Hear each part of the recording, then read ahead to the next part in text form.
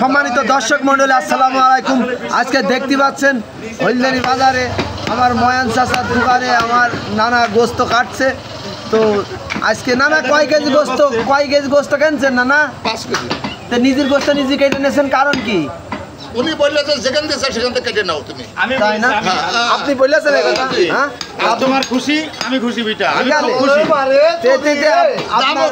আপনার দোকান ছেড়ে দিলেন? আমি খুব খুশি, কাস্টমারের উৎসাহ খুশি হলে আমি খুশি। কাস্টমার আমার লোক কি দামও কম, আমার কথা বলার দরকার নেই বেটা। তুই চাচা, আমি ভাই তেলি গোস্ত নিয়ে খা।